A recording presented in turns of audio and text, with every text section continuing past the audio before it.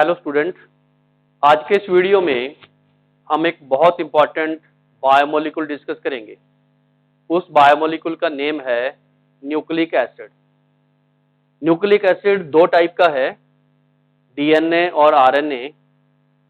Basically क्या है कि हर एक लिविंग बीइंग की सेल में एक न्यूक्लियस होता है।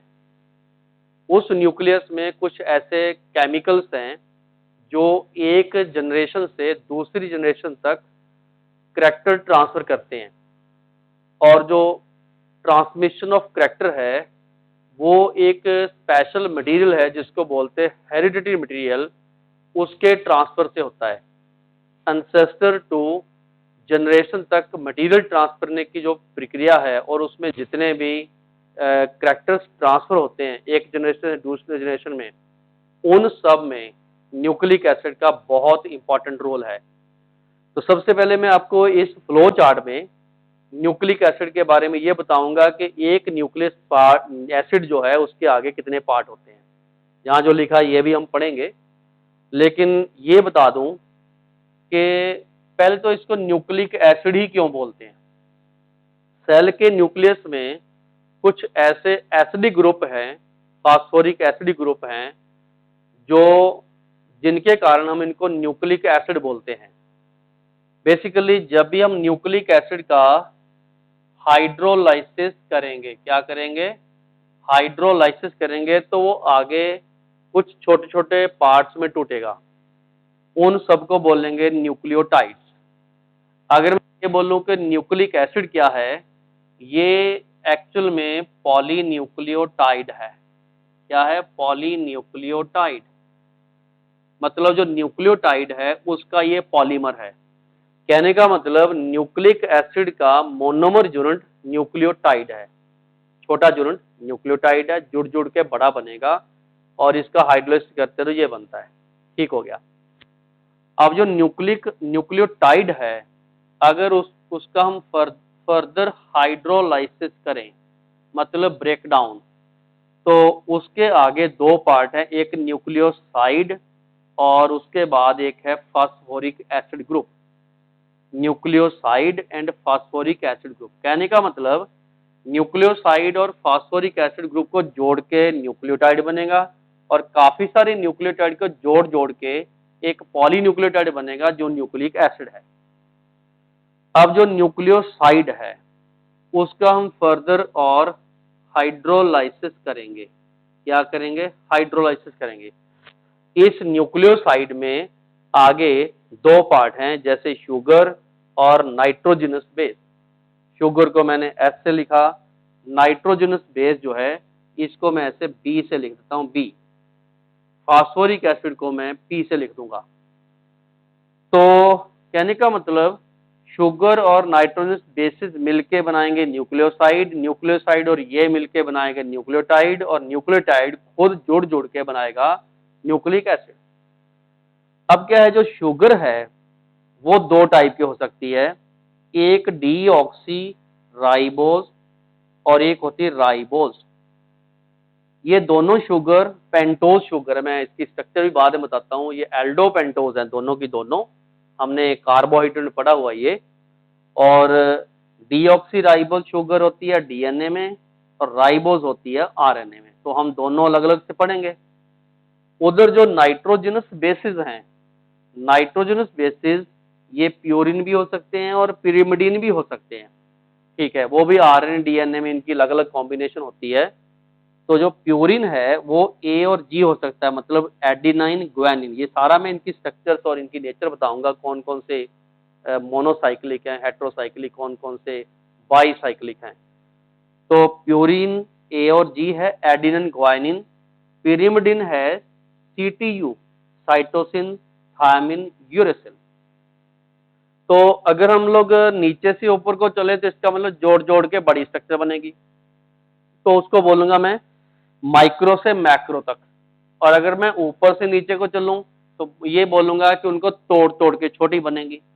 तो असल में जब भी हम किसी बायोमोलिक्यूल को स्टडी करते हैं तो उनके हाइड्रोलाइसिस करके जो उनके फ्रैगमेंट्स होते हैं, उन फ्रैगमेंट्स को स्टडी करते हैं, और छोटे लेवल को स्टडी करने से बड़े की स्ट्रक्चर ऑटोमेटिकली मिलती है। ठीक हो गया। तो ये अभी मैंने एक फ्लो चार्ट बनाया है, इसको उतार लो और ये काफी चीजें हैं। ये मान के चलो इस पार्ट का जो हमने न्यूक्लिक एसिड पढ़ना है उसका ये इंडेक्स है और एक एक चीज को हमने स्टडी करके आगे बढ़ना है।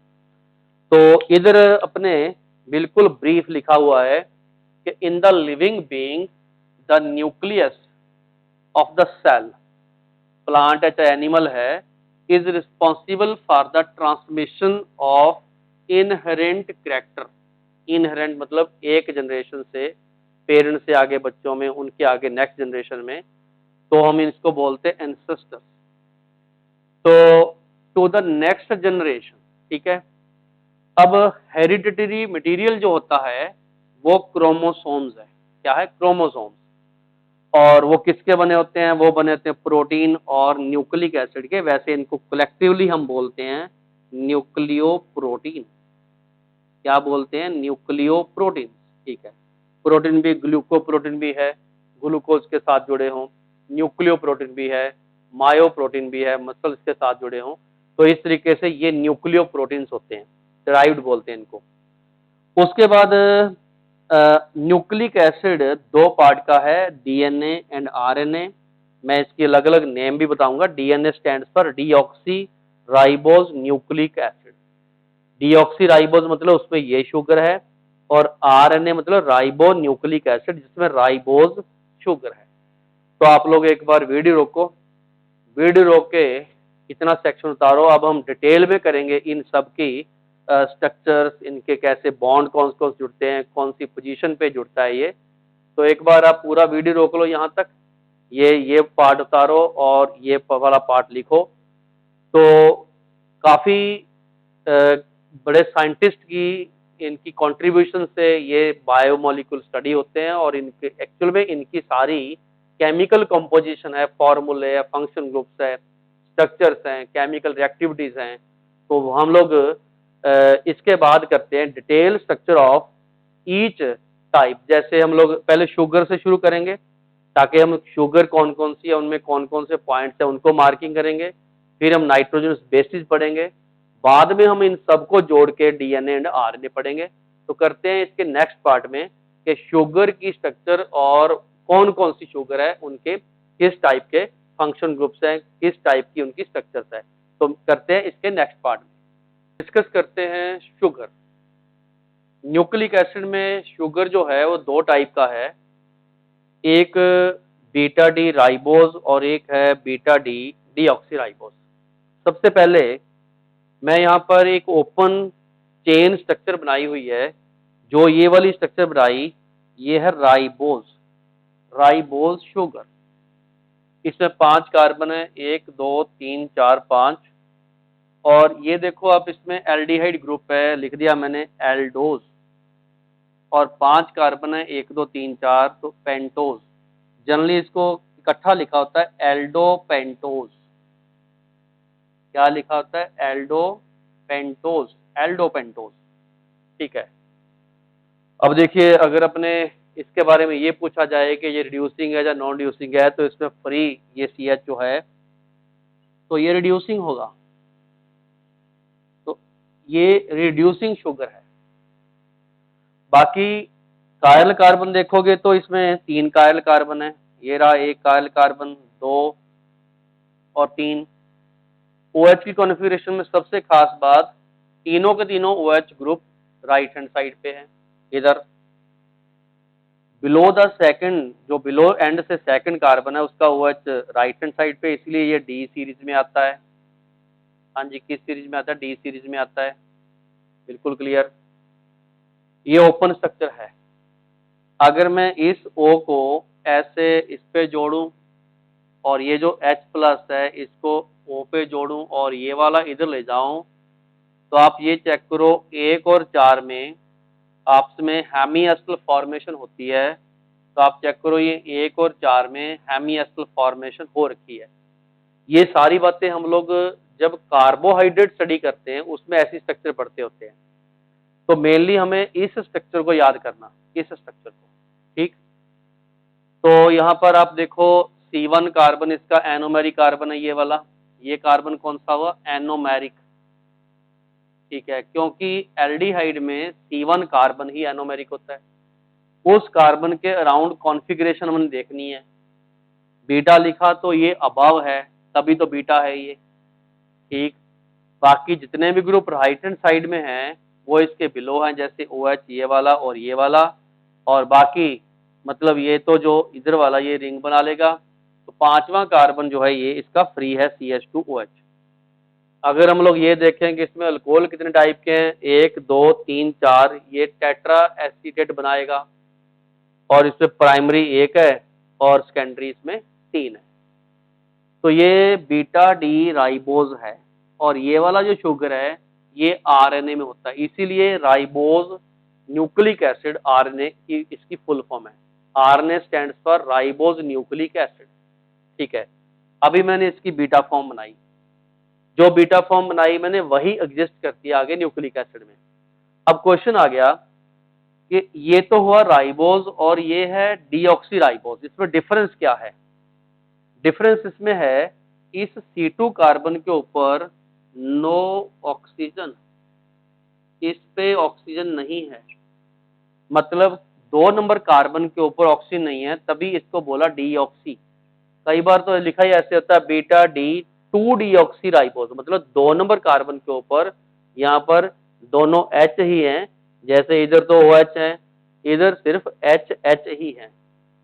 तो इसमें अगर कायल कार्बन देखें यहाँ पर, तो इसमें तो कायल कार्बन आप चेक करो 3 है, लेकिन डीएनए में यहाँ पर क्योंकि ये वाली ऑक्सीजन नहीं होगी तो इसको 2 कायल कार्बन रह जाएंगे, ये वाला अकायल बन जाएगा। कायल इसमें 2 ही कार्बन होंगे। तो इसके ऑप्टिकल आइसोमर्स का भी डिफरेंस है। बाकी मैक्सिमम चीजें वही हैं, ये भी बीटा है, ये भी बीटा है। ये डीएनए में एग्जिस्ट करता है, डीऑक्सी राइबो न्यूक्लिक एसिड। तो ये इनकी स्ट्रक्चर के बारे में बताया। आगे मैं जितने भी न्यूक्लियोसाइड या न्यूक्लियोटाइड बनाऊंगा उन सब में मैंने शुगर को इस तरीके से पेंटागन की फॉर्म में शो करना, और उसके कार्बन आप चेक कर लो 1 2 3 4, और ये जो 5 कार्बन है ये मैंने इसको लेना है। हमने ये OH ग्रुप या इन OH ग्रुप से एक शुगर को दूसरे फास्फोरिक या बेस से जोड़ना है, और वो मेन चीज है कि कौन सा कार्बन किससे जुड़ेगा। मोस्टली हम लोग देखेंगे 5 कार्बन 3 कार्बन 1 कार्बन ये आगे बेसिस और फास्फोरिक एसिड जुड़े होंगे, उनसे आगे पॉली न्यूक्लियोटाइड बनेंगे, और मतलब चेन जुड़ जुड़ के एक स्ट्रैंड बनेगी, लंबी चेन बनेगी।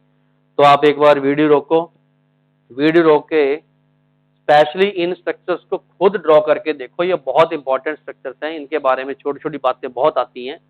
सबसे पहला क्वेश्चन ये आता है कि जो एल्डोज है वो रिड्यूसिंग है कि नॉन रिड्यूसिंग। मैंने पहले लिख दिया रिड्यूसिंग है क्योंकि इसमें एल्डिहाइड फ्री है, या ये वाले हेमीएस्टल फॉर्मेशन में। दूसरा, जो आरएनए और डीएनए में शुगर का क्या फर्क है। आरएनए में शुगर राइबोज होती है और इसमें होती है डीऑक्सी राइबोज। फिर इन शुगर में आपस में क्या डिफरेंस है, सिर्फ ऑक्सीजन का डिफरेंस है एट कार्बन नंबर 2। ठीक है, आगे आता है कि न्यूक्लिक एसिड में जो शुगर है वो अल्फा फॉर्म होती है, बीटा फॉर्म, नोट कर लो ये बीटा फॉर्म है। ठीक है, तो ऐसी कुछ बातें, छोटी छोटी सी बातें बहुत माइक्रो लेवल पे, छोटे लेवल पे पूछी जाती हैं ऑब्जेक्टिव क्वेश्चन में, बहुत क्लोज ऑप्शंस होती हैं। तो हमने इनको हाईलाइट करना, मार्क करना। तो आप लोग एक बार वीडियो रोक के इसको कंप्लीट करो। अब हम नेक्स्ट करते हैं, जो नाइट्रोजनस बेसिस हैं उनकी स्ट्रक्चर क्या है, उनके फंक्शन रूप कैसे हैं, वो कौन से टेस्ट शो करेंगे, और कितने उनमें से रिंग्स हैं। तो नाइट्रोजन बेसिस की मैं आपको नॉलेज दे दूं एक बार, उसके बाद हम लोग इन शुगर को नाइट्रोजन बेस से जोड़ेंगे, उनके बाद बाद में वो बन जाएंगे न्यूक्लियोसाइड, उनको आगे जोड़ के न्यूक्लियोटाइड बनाएंगे, और एट द एंड हम फाइनली RNA की जो फाइनल स्ट्रक्चर बनती है चेन पॉलीमर, वो डिस्कस करते हैं। तो एक बार वीडियो रोक के इसको कंप्लीट करो। अब करते हैं नेक्स्ट पार्ट, और वो है नाइट्रोजनस बेसिस और उनकी टाइप्स। अब हम डिस्कस करेंगे डीएनए और आरएनए में, मतलब न्यूक्लिक एसिड में कौन कौन से बेसिस हो सकते हैं। बेस का मतलब nitrogen containing heterocyclic compound, commonly हम इसको नाइट्रोजनस बेसिस बोलते हैं। तो बेसिस मतलब जो लोन पेयर डोनेट कर पाए, नाइट्रोजिनस बेसिस हेट्रोसाइक्लिक कंपाउंड। ये आगे दो पार्ट में डिवाइड होते हैं। एक को बोलते हैं प्यूरिन, दूसरे को बोलते हैं पिरिमिडिन। Purine, pyrimidine. प्यूरिन में आता है ए और G. A for adenine, G for guanine. इसको मैं सिंबल ए और जी से रिप्रेजेंट करेंगे, आगे भी इसको ऐसे ही करेंगे। और जो पिरिमिडिन है उसमें तीन आते हैं, C T U, C T U, cytosine, thymine, uracil. इसमें यू लिखते हैं, इसमें टी लिखते हैं, और ये वाला सी सिंबल से रिप्रेजेंट किया जाता है, कोड से। तो अब इनमें और इनमें मेजर डिफरेंस क्या है, आप स्ट्रक्चर ध्यान से चेक करो। जो प्यूरिन बेसिस हैं वो दो दो रिंग है उसमें, बाईसाइक्लो, दो बाईसाइक्लो, ये दो दो रिंग है इसमें, ठीक है, क्लियर हो गया। और जो पिरिमिडिन है उसमें मोनोसाइक्लिक है, ये देखो एक रिंग, एक रिंग, और ये एक रिंग। तो सबसे पहले तो मतलब बेसिक डिफरेंस इसमें ये पूछा जाता है कि प्यूरिन और पिरिमिडिन में कौन से बेसिस आते हैं, एडेनिन, ग्वानिन, बाईसाइक्लिक, और पिरिमिडिन आते हैं साइटोसिन, थायमिन, यूरेसिल, मोनोसाइक्लिक। आगे हम माइन्यूटली देखते हैं। मतलब चाहे एडिनाइन है, इसमें भी इमिनो ग्रुप है, ये देखो, और ग्वानिन है, इसमें भी इमिनो ग्रुप है, ये ध्यान से चेक करो। उसके बाद जो साइटोसिन है उसमें भी इमिनो ग्रुप है। ये सब कार्बिलमिन रिएक्शन शो करते हैं, प्राइमरी मीन का टेस्ट, ये वाले, ये आपने ध्यान रखना। ये NH2 ग्रुप, ये NH2 ग्रुप, ये NH2 ग्रुप, ये प्राइमरी इमीन के टेस्ट शो करते हैं। जो भी प्राइमरी इमीन टेस्ट अपने शो करते हैं वो ये शो करेंगे। जो थायमिन है उसमें प्राइमरी मीन नहीं है, यहां भी नहीं है, इधर भी नहीं है, इसमें सेकेंडरी मीन है। दूसरे नंबर पे ये सारे अमाइड्स हैं, ये देखो इधर अमाइड्स हैं इसमें, और इसमें भी ये अमाइड्स ही हैं। तो इस तरीके से जो मेजर इसमें डिफरेंसेस पूछे जाते हैं वो हमें आने चाहिए, bicyclo, monocyclo, adenine, guanine, cytosine, thymine, uracil. तो ये इनके अभी स्ट्रक्चरल डिफरेंस मैंने आपको बताए, केमिकल कंपोजिशन के डिफरेंस बताए। एक चीज और बता दूं, डीएनए में एडिनाइन, ग्वानिन, साइटोसिन, आरएनए में भी एडिनाइन, ग्वानिन, साइटोसिन होता है, लेकिन जो डीएनए में है उसमें थायमिन होता है, उसमें यूरेसिल नहीं है। आरएनए में थायमिन नहीं है, इसमें यूरेसिल है। तो ये इनका कॉम्बिनेशन है, आगे जाके बेसिस भी आएंगे। ये बहुत छोटी छोटी बातें पूछते हैं कि ऐसा कौन सा बेस है जो डीएनए में है, आरएनए में नहीं, हम बोलेंगे थायमिन। ऐसा कौन सा बेस है जो आरएनए में है, डीएनए में नहीं, और वो है यूरेसिल। ऐसे कौन से तीन बेसिस हैं जो डीएनए और आरएनए में कॉमन है, वो है AGC, AGC, adenine, guanine, cytosine. ये तीनों बेसिस डीएनए और आरएनए में कॉमन होते हैं। थायमिन और यूरेसिल का इसमें डिफरेंस है, थायमिन डीएनए में है, यूरेसिल जो है वो आरएनए में है। तो इसमें हमने अभी स्ट्रक्चर्स पढ़ी हैं, बहुत बेसिक सी चीजें जो एग्जामिनेशन में पूछी जाती हैं। स्ट्रक्चर ड्रॉ करनी बहुत कम आती है, कई बार स्ट्रक्चर बनी होती है उसमें पहचानना भी हमें आ जाता है कि आप पहचानो ये क्या क्या हो सकता है, इतना सा कई बार एलिमिनेशन लगता है। बाईसाइक्लो आया तो एडिनाइन, ग्वानिन है, ठीक। और एडिनिन में एक और फर्क है, इसमें कोई भी सीओ ग्रुप नहीं दिखता आपको, यहाँ पर सीओ ग्रुप दिखता है। ये सारे एन एन या अमीन है, इसमें सीओ ग्रुप है। एक तो ये पहचान आएगी ग्वानिन की और एडिनाइन की, ठीक है। तो ऐसे हमने कुछ स्ट्रक्चर्स में कंपैरिजन करके इनको याद कर लेना, और जब भी कभी एग्जामिनेशन पूछी जाए तो हमने उसको एलिमिनेशन से ठीक करना है। तो आप लोग एक बार वीडियो रोको, और आगे जाके जैसे हम लोग डीएनए आरएनए के स्ट्रक्चर पढ़ेंगे उनमें हम बेस को हेक्सागन से रिप्रेजेंट करेंगे, इससे हेक्सागन के, और उसके पीछे बी लिखा होगा, बी फॉर बेस। तो एक बार आप वीडियो रोको, बहुत इंटरेस्टिंग पार्ट हमने किया है, chemical composition of nitrogen bases किए हैं। तो आप लोग इसके केमिकल, इसको सारे को वीडियो रोको और ये चीजें नोट करो, स्ट्रक्चर भी बनाओ, और जो जो मैंने पार्ट बोले हैं इनके उनको जरूर हाईलाइट करो। और अब हम आगे करते हैं कि किस तरीके से हमने प्यूरिन, पिरिमिडिन बेसिस, शुगर को कौन से पॉइंट पे जोड़ के डीएनए को और आरएनए की स्ट्रक्चर को पॉलीन्यूक्लियोटाइड कैसे ग्रो करना है, तो अब हम इंडिविजुअली डीएनए और आरएनए को कंपैरिजन भी करेंगे, उनकी स्ट्रक्चर भी देखेंगे, और ये जो शुगर और बेसिस है ये किस तरीके से कौन से पॉइंट पे जुड़े हैं, तो आगे डिस्कस करते हैं detail structure of the DNA and RNA. अब हम करेंगे आरएनए की कंप्लीट स्ट्रक्चर, मतलब chemical structure of RNA. RNA stands for ribose nucleic acid. तो आरएनए की फुल फॉर्म क्या है? Ribose nucleic acid. सबसे पहले हम लोग ये देखेंगे कि जो आरएनए है वो एक तो सिंगल स्ट्रैंड है। सिंगल स्ट्रैंड का मतलब एक ही चेन इस फॉर्म में है ये। तो इस चेन में जो आरएनए की जो बैकबोन है, ये वाली जो स्ट्रैंड जिसको बोलते हैं, उसमें sugar phosphoric acid, sugar phosphoric, ये ऑल्टरनेट है ऐसे। तो शुगर के ऊपर वो लगे हुए हैं नाइट्रोजनस बेस, जो हमने एडिनिन, ग्वानिन, साइटोसिन, यूरेसिल पढ़े हैं, जिसमें मतलब प्यूरिन भी थे और पिरिमिडिन थे। प्यूरिन उसमें बाईसाइक्लिक थे, बाईसाइक्लो, और जो पिरिमिडिन है वो मोनोसाइक्लिक है। तो मैं थोड़ा सा डिटेल में बताता हूँ आपको कि कौन सा कहाँ जुड़ा होता है।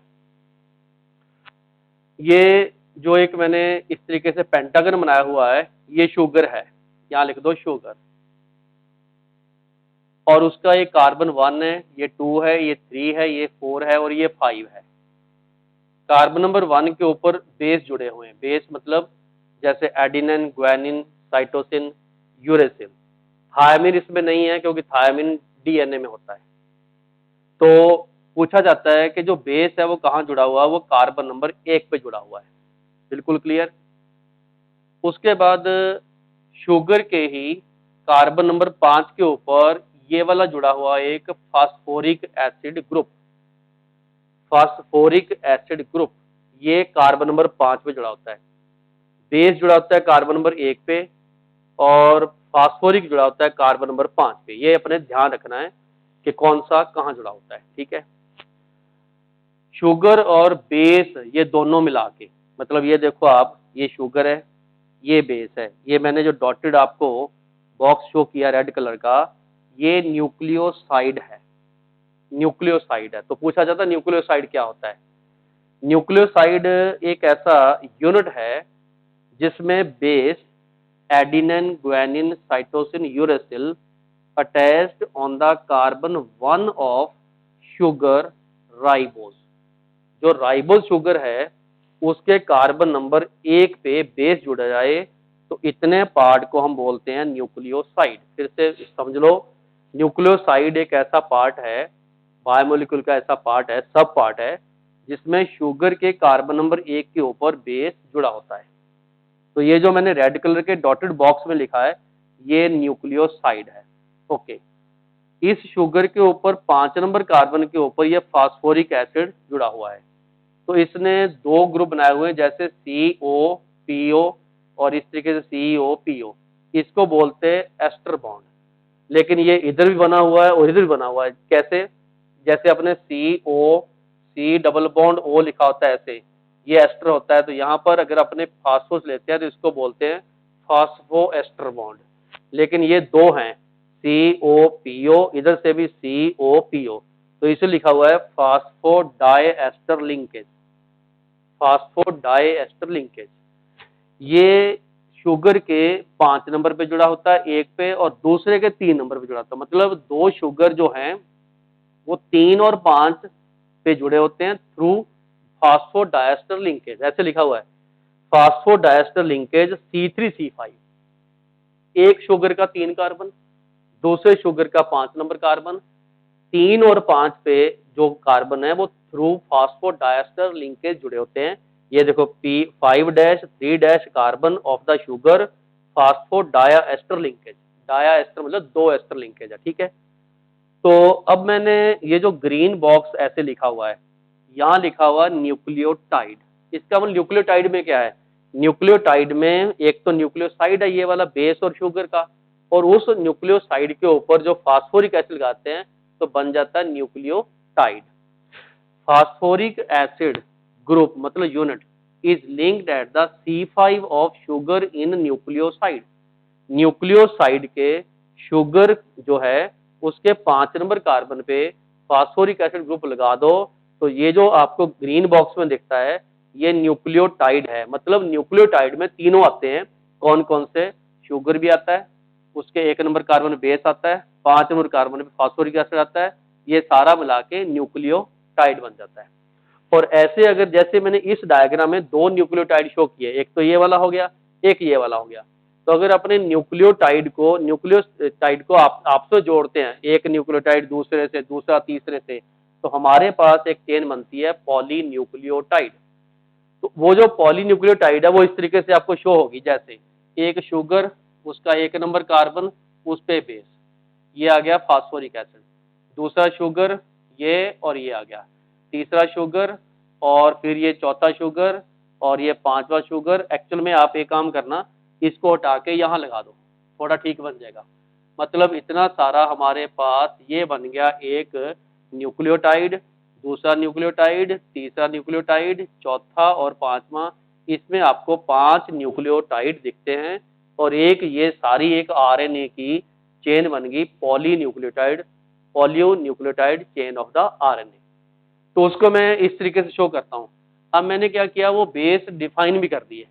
जैसे एक एडिनाइन है, ए लगा दिया, ग्वानिन है, जी लगा दिया, साइटोसिन है, सी लगा दिया, यूरेसिल है, यू लगा दिया, एडिनाइन है, ए लगा दिया। तो ये एक सिंगल स्ट्रैंड चेन बन गई जिसमें शुगर फास्फोरस की चेन है और उसके साइड में नाइट्रोजनस बेस जो हेटेरोसाइक्लिक कंपाउंड है वो जुड़े हुए हैं। तो मुझे लगता है आपको आरएनए के बारे में तो काफी क्लियर हो गया। फिर से बता दूं जो 2-4 चीजें डिस्टिंग्विश करने वाली हैं। एक तो आरएनए सिंगल स्ट्रैंड होता है, ठीक है, न्यूक्लियोटाइड यूनिट्स है इसमें। दूसरा, इसमें शुगर फास्फोरिक एसिड की बैकबोन है, मतलब ये वाली चेन शुगर फास्फोरस, और बेस जुड़े होते हैं C1 ऑफ द शुगर पे, ठीक है। तो मैंने बहुत माइक्रो लेवल पे भी आपको समझाया, ये सारी बातें पूछी जाती हैं कि कौन सा ग्रुप कहाँ जुड़ा होता है। बस बेस इसमें थायामिन ही होगा, बाकी सारे हो सकते हैं, किसी भी ऑर्डर में हो सकते हैं, जैसा भी हमने इसको अरेंज करना है कैरेक्टर के अकॉर्डिंगली, प्रोटीन के सिंथेसिस के अकॉर्डिंगली। और ये बात समझ लो कि फास्फोरिक एसिड 3-5 पे जुड़ा होता है और जो बेस है वो 1 पे जुड़ा होता है, ठीक है। तो अभी आप ये वीडियो रोको, बहुत आराम से, बहुत अच्छे लेवल का मैंने ये बात समझाई आपको, आराम से समझ लो, डायग्राम प्रॉपर बनाओ। ये आरएनए के बारे में है। कुछ बातें आरएनए के बारे में हम और भी बताएंगे आपको, जैसे आरएनए न्यूक्लियस और साइटोप्लाज्म दोनों में होता है, वो डिफरेंशिएशन करने के बाद बताऊंगा मैं। आरएनए प्रोटीन सिंथेसिस में हेल्प करता है, ठीक है। और इस टाइप के कई क्वेश्चन जब मैं आरएनए डीएनए को कंपैरिजन कराऊंगा तो वहां लिखवा दूंगा। अभी आपने सिर्फ आरएनए के बारे में, ये इसकी केमिकल कंपोजिशन जो स्ट्रक्चर है वो वीडियो रोक के उतारनी है, यहाँ तक ये सारी कंप्लीट उतारो। और जो भी मैंने पार्ट लिखाए हैं, ये डायग्राम बहुत इंपॉर्टेंट है, इसको उतार लो। तो अब हम करते हैं नेक्स्ट सेक्शन में, ऐसे नेक्स्ट सेक्शन एक और आएगा जिसमें डीएनए पढ़ना है। थोड़ा सा मैं पहले बता दूं डीएनए में क्या है। डीएनए में ये जो शुगर है, ये वाली शुगर, वो डीएनए में होगी डीऑक्सीराइबोज, ठीक। और दूसरे नंबर पे बेस में, यहाँ पर जहां भी हमने यूरेसिल लिखा है वहां पर हम थायामिन लिखेंगे। अदरवाइज उसमें स्ट्रक्चर वाइज कोई डिफरेंस नहीं है। और बाकी उसमें डीएनए में थोड़ा सा वो पढ़ेंगे हम लोग कि वो डबल स्ट्रैंड है, ये सिंगल स्ट्रैंड है। थोड़ा जो डिफरेंस है वो मैं हाईलाइट करता हूँ। तो अब हम पढ़ते हैं इसके next, structure of DNA and also the comparison of DNA with the RNA. तो वो हम पढ़ते हैं इसके बाद। अब हम करेंगे डीएनए। डीएनए की फुल फॉर्म है डीऑक्सी राइबोज न्यूक्लिक एसिड। दोबारा से फिर बोलता हूं, deoxy ribose nucleic acid. DNA is deoxy ribose nucleic acid. तो जो डीएनए का न्यूक्लियोटाइड है, मैंने यहाँ स्ट्रक्चर ड्रॉ की हुई है। इसमें एक शुगर है राइबोज शुगर, बट वो डीऑक्सी है, उसमें ऑक्सीजन 2 नंबर कार्बन पे नहीं है और उसके कार्बन नंबर 1 के ऊपर बेस जुड़ा हुआ है और कार्बन नंबर 5 के ऊपर फास्फोरिक एसिड। मतलब जो न्यूक्लियोटाइड और आरएनए डीएनए का न्यूक्लियोटाइड है उसमें अगर अदरवाइज कोई डिफरेंस नहीं है एक्सेप्ट द शुगर इज, ये लिखा हुआ है, the sugar is beta 2 deoxyribose, deoxyribose है। आरएनए में वहां राइबोज शुगर थी, यहाँ पर डीऑक्सी राइबोज है। बाकी वही 5 नंबर कार्बन के ऊपर फास्फोरिक एसिड, 1 नंबर कार्बन के ऊपर बेस। तो इस तरीके से ये मैंने न्यूक्लियोसाइड ये वाला और न्यूक्लियोटाइड ये पूरा डीएनए का बनाया हुआ है। ठीक है, अगर हम सिंपलीफाइड फॉर्म में डीएनए के बेस सीक्वेंस को शो करें तो यहाँ पर फास्फोरिक एसिड, शुगर, बेस, ये न्यूक्लियोटाइड बन गया, एक ये दूसरा बन गया, एक ये तीसरा बन गया। इस तरीके से ये एक डीएनए की सिंगल स्ट्रैंड प्राइमरी स्ट्रक्चर इसको बोलते हैं। तो पहले मैं बता दूं, sequence of the nucleotide in DNA chain in nucleic acid is primary structure. मतलब डीएनए में जो सीक्वेंस है न्यूक्लियोटाइड की, किसकी? न्यूक्लियोटाइड की। ठीक है, तो एक चेन बनी होती है उसमें, तो उस सीक्वेंस को इसकी बोलते हैं प्राइमरी स्ट्रक्चर। डिफरेंस क्या आ रहे हैं डीएनए में? एक तो शुगर का डिफरेंस है, दूसरा एक और डिफरेंस है बता रहा हूँ। नाइट्रोजनस बेसिस जो डीएनए में है वो प्यूरिन इसमें ए और जी है, और जो पिरिमिडिन है वो सी एंड टी है। यूरेसिल आरएनए में है, डीएनए में नहीं है। डीएनए में यूरेसिल नहीं है, ये ध्यान रखना आपने। एक बात है और, डीएनए की जो सेकेंडरी स्ट्रक्चर है, प्राइमरी तो ये होगी, ये वाली प्राइमरी होगी, ये तो प्राइमरी है। सेकेंडरी का मतलब जो एक्चुअल में डीएनए एग्जिस्ट करता है वो डबल स्ट्रैंड होती है। मतलब एक स्ट्रैंड ये होगी, दूसरी स्ट्रैंड ये होगी। वन इसमें टेम्पलेट होती है, हाँ जी क्या होती है? टेम्पलेट ओरिजिनल, और दूसरा उसमें होती है कॉम्प्लीमेंट्री। चलो जी, क्या होती है? कॉम्प्लीमेंट्री। ठीक है, डीएनए में एक स्ट्रैंड ओरिजिनल होती है। क्या होती है? ओरिजिनल। ओरिजिनल को बोलते हैं टेम्पलेट। टेम्पलेट का मतलब बेसिक। ठीक है, टेम्पलेट का मतलब बेसिक, ये टेम्पलेट बोलते हैं इसको, जो बेसिक होती है टेम्पलेट। ठीक है, दूसरे वाली होती कॉम्प्लीमेंट्री। इसका मतलब हमें पहली का पता हो, दूसरी निकाल सकते हैं। ऐसा क्यों? इसलिए क्योंकि ए के साथ टी ही जुड़ता है। हाँ जी समझ लो, ए के साथ टी ही ऐसे जुड़ता है और सी के साथ जी ही ऐसे जुड़ता है, ये याद कर लो। मतलब एक स्ट्रैंड का एडिनाइन दूसरे के थायमिन से दो हाइड्रोजन बॉन्ड से जुड़ेगा, दो हाइड्रोजन बॉन्ड से। ये हाइड्रोजन बॉन्ड है, OH बॉन्ड, NH बॉन्ड। लेकिन जो सी ए का दूसरे के जी के साथ लगता ट्रिपल बॉन्ड है, ट्रिपल बॉन्ड नहीं बोलना हमने, ये बोलना 3 हाइड्रोजन बॉन्ड से। ये बेसिकली ऐसे होते हैं डॉटेड हाइड्रोजन बॉन्ड, ऐसे डॉटेड, ये इस तरीके से होते हैं डॉटेड। बोलने को हम बोलते हैं double bond, triple bond, no, 2 hydrogen bond, 3 hydrogen bond. ठीक है, ये इसकी कॉम्बिनेशन है। फिर से बता दूं, ए ने टी के साथ जुड़ना, टी ने ए के साथ, और सी ने जी के साथ, जी ने सी के साथ, ऐसा ही जुड़ना है।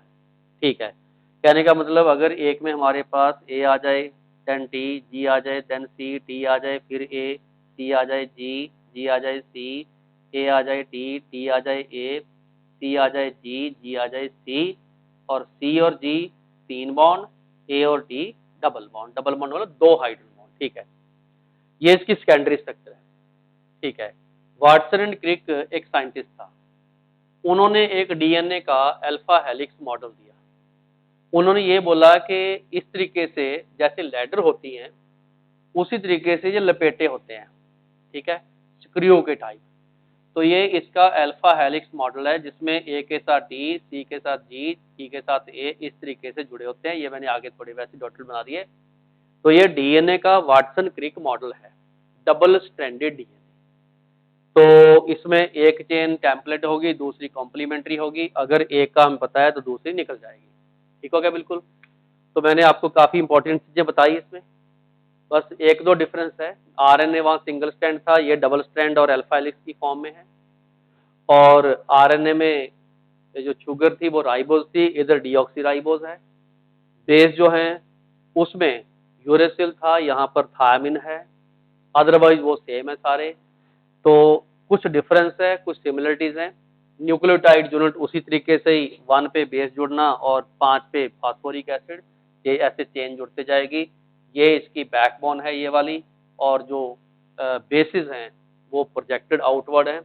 तो आप लोग एक बार इसकी वीडियो रोको आराम से, वीडियो रोको और ये डीएनए की जो स्ट्रक्चर है इसको, जो जो फैक्ट्स ऑब्जेक्टिव में आते हैं वो मैंने आपको बता दिए, इसको हाईलाइट कर लो, बार बार वाइज करो।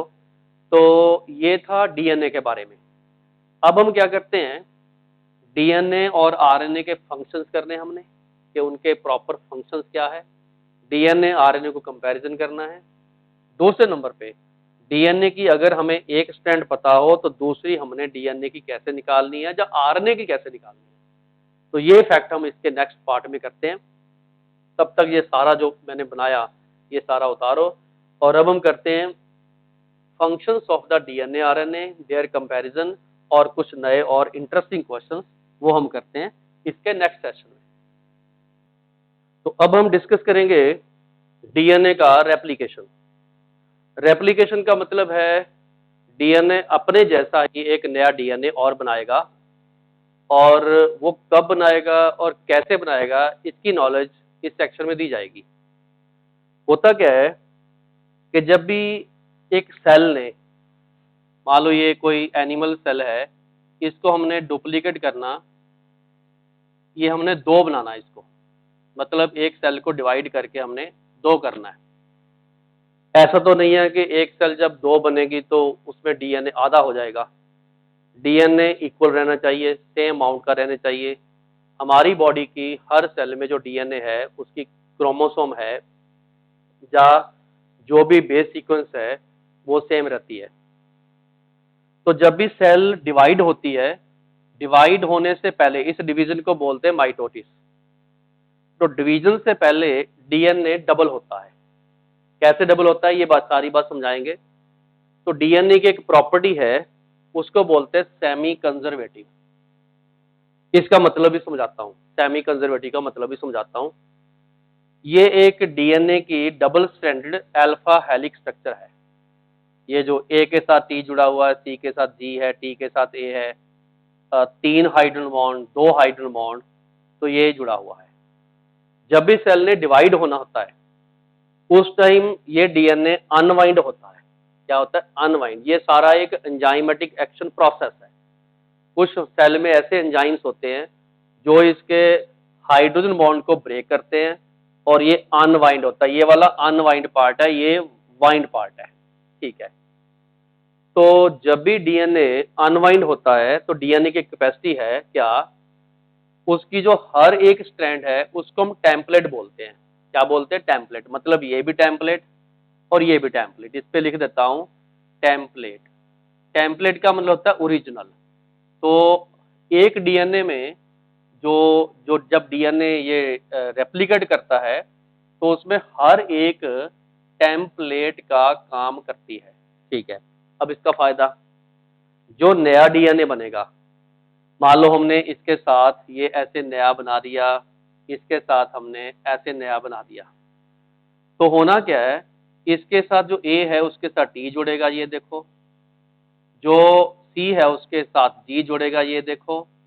जो जी है उसके साथ सी जुड़ेगा, ये देखो। और जो ए है उसके साथ क्या जुड़ेगा?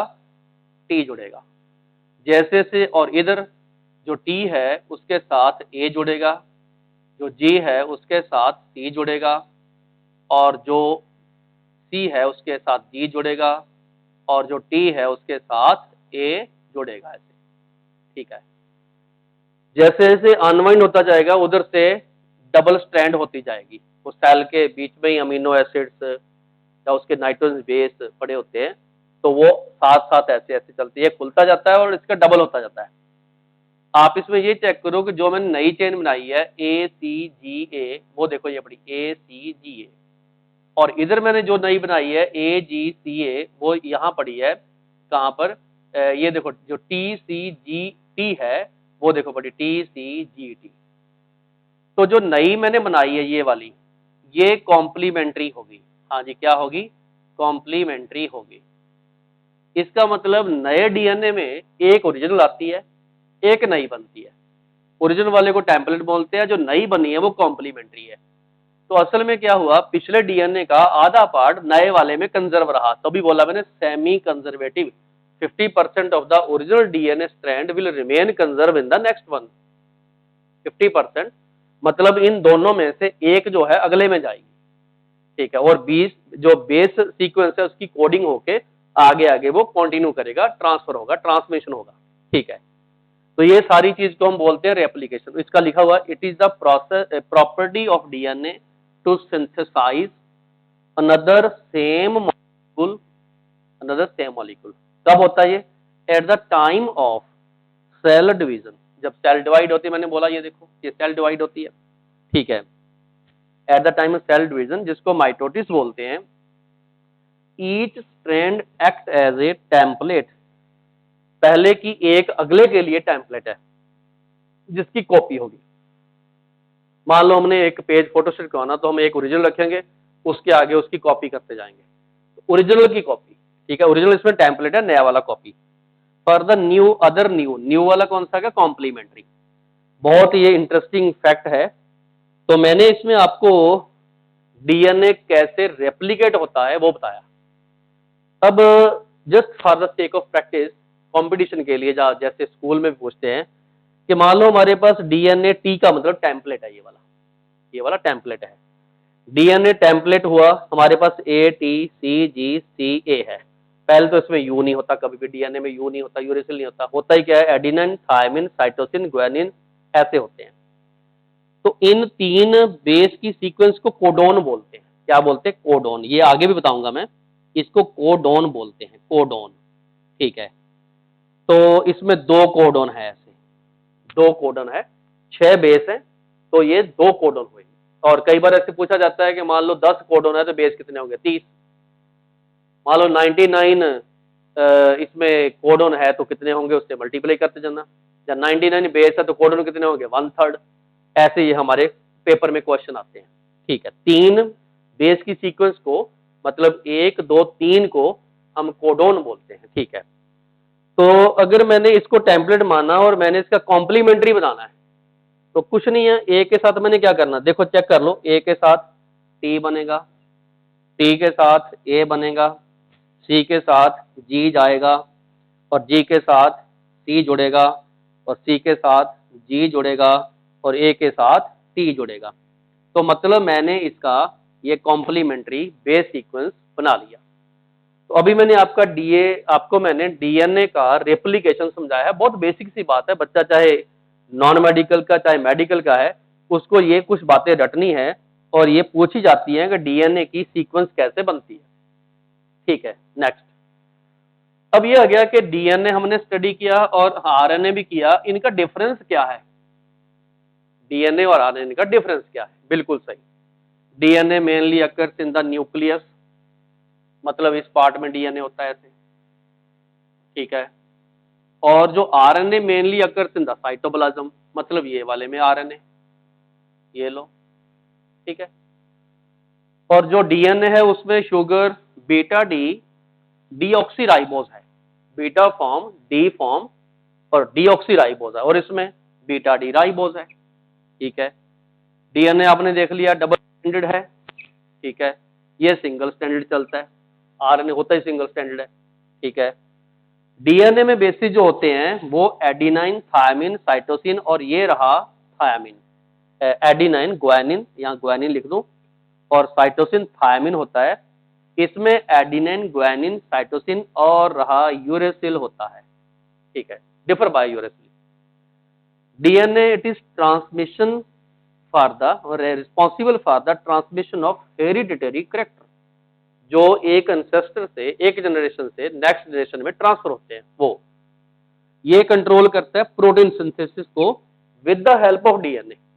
अकेला नहीं करता, with the help of DNA. DNA से सारे बेस सीक्वेंस जाते हैं, फिर उसके बाद अमीनो एसिड और आरएनए, एमआरएनए, टीआरएनए, ये सब आते हैं उसमें। तो ये एक चीज मैं यहाँ और ऐड कर लूं, क्या चीज? डीएनए 1 टाइप का होता है ऑफ डीएनए। ठीक है, आप बोलोगे सर आरएनए, आरएनए ये 3 टाइप का होता है। एक होता है आर आरएनए, लिख लो। एक होता है एम आरएनए, ये आगे जाके बताऊंगा अभी। और एक होता है टी आरएनए। तो ये थोड़ा बायोलॉजिकली डेप्थ की नॉलेज है। Ribosomal RNA, messenger RNA, transfer RNA, तो ये 3 टाइप के होते हैं। ठीक है, तो आप लोग इसको अच्छे तरीके से समझो, आराम से हर चीज उतारो, डायग्राम बनाओ इसका, समझ के उतारो इसको, और वीडियो रोक के पूरा अच्छे तरीके से हर चीज को उतारो। मैंने इस सेक्शन में डीएनए आरएनए का कंपैरिजन या डिफरेंस कराया, बहुत आता है, इसी में से ऑब्जेक्टिव क्वेश्चन बहुत आते हैं। और मैंने आपको बताया इसमें कि डीएनए में रेप्लिकेशन कैसे होती है, डीएनए अपने जैसा नया डीएनए कैसे और कब बनाता है। तो ये एक बार वीडियो रोको, सारा कंप्लीट करो और वीडियो रोक के कंप्लीट कर लो। अब मैं आपको कुछ ऐसी चीजें बताऊंगा, ऐसे छोटे छोटे बेसिक से बताऊंगा, जिसमें डीएनए आरएनए को कमांड देके आगे प्रोटीन सिंथेसिस कैसे करता है। बहुत मैंने रफ सा आइडिया सुपरफिशियल बताना, लेकिन आपका क्वेश्चन ठीक होना चाहिए। तो अब हम नेक्स्ट करते हैं कि फंक्शंस ऑफ द आरएनए, क्योंकि मैंने ये बेसिकली जो ये डीएनए का सिस्टम बताया, मैंने एक तो रिप्लिकेशन बता दिया इसका, एक इसका रोल क्या है आगे, दोनों चीजें मैंने इकट्ठी बता दी। तो अब मैं जो कराऊंगा वो कराऊंगा what are the biological importance of RNA, और कुछ ऐसी टर्म्स जो इन दोनों को आगे इनके यूज को बढ़ाती है। ठीक है, तो नेक्स्ट करते हैं हम लोग इंपॉर्टेंस ऑफ द आरएनए और कुछ नए टॉपिक। आरएनए की बहुत बड़ी importance. RNA is famous for protein synthesis with the help of DNA. तो जो प्रोटीन सिंथेसिस प्रोसेस है उसमें कौन कौन से स्टेप्स इन्वॉल्व होते हैं, यहां हम ये पूरा फ्लो चार्ट में डिस्कस करेंगे। सबसे पहले एक चीज बता दूं, प्रोटीन जो एंड में सिंथेसाइज होगा उसका अपना कुछ नहीं है, वो सारी इंफॉर्मेशन डीएनए से स्टार्ट होती है। तभी डीएनए में बेस सीक्वेंस की फॉर्म में जो भी कोड या कोडोन या जेनेटिक कोड जिसको बोलते हैं, जो भी उसमें स्टोर होती इंफॉर्मेशन है, एक जनरेशन से दूसरे जनरेशन में जाती है, वो प्रोटीन के सिंथेसिस में एक्सप्रेस होती है। अब एक्सप्रेस कैसे होती है, बालों के कलर हो गए, स्किन के कलर हो गए, बॉडी फीचर्स हो गए, वो सारे के सारे प्रोटीन की फॉर्म में एक्सप्रेस होते हैं। तो मैं यहां पर आपको ये बताऊंगा कि डीएनए में स्टोर हुई इंफॉर्मेशन किस तरीके से कोडिंग डिकोडिंग होके एंड तक प्रोटीन तक पहुंचती है। तो शुरू करते हैं। डीएनए है in the nucleus of cell. एक डीएनए में सपोज कर लो ये बेस सीक्वेंस है एडिनाइन, थायमिन, साइटोसिन, ग्वानिन और थायमिन एडिनिन। एक ध्यान रखना, 3 बेस सीक्वेंस को कोडोन बोलते हैं।